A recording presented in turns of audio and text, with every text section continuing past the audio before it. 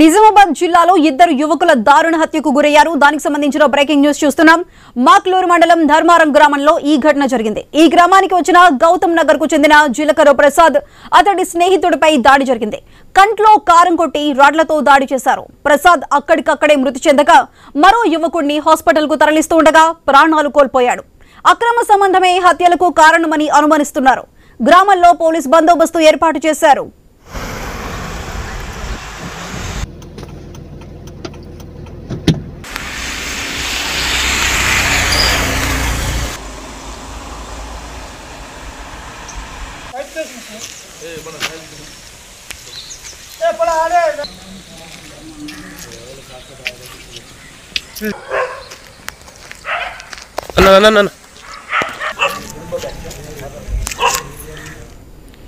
నిజామాబాద్ జిల్లాలో ఇద్దరు యువకుల దారుణ హత్యకు గురయ్యారు. మాక్లూరు మండలం ధర్మారం గ్రామంలో ఈ ఘటన జరిగింది.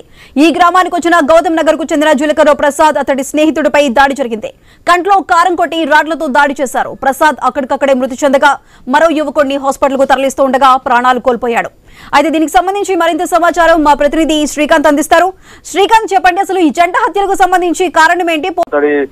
స్నేహితుడు ఇద్దరు కలిసి నిన్న మాక్లూరు మండలం ధర్మోరా గ్రామానికి రాత్రి వెళ్లారు. అయితే అక్కడ ఏం జరిగింది అనే దానిపైన ఒక ఉత్కంఠ అయితే నెలకొంది. వీరు మత్తు సేవించి ఆ ధర్మోరా గ్రామంలోకి వెళ్ళినట్టుగా అక్కడ ఉన్నటువంటి స్థానికులు చెప్తున్నారు. అయితే ఈ ఒక అక్రమ సంబంధం వల్లే వాళ్ళు దాడికి వీళ్ళ పైన దిగారని చెప్పేసి ప్రాథమికంగా తెలుస్తోంది. కొన్ని రోజులుగా ధర్మోరా గ్రామస్తులు కూడా వీళ్ళని ఒక అబ్జర్వేషన్ లో పెట్టారు. నిన్న రాత్రి ఆదివారం కావడంతో వీళ్ళు మత్తులో ఉండి అక్కడికి వెళ్లారు. సో అక్కడ వాళ్ళ పైన దాడి చేసే క్రమంలో వీళ్ళ పైన దాడికి దిగారు. సో దీంతో వారు అక్కడికక్కడే చనిపోయారని చెప్పేసి అక్కడ ఉన్నటువంటి స్థానికులు చెప్తున్నారు.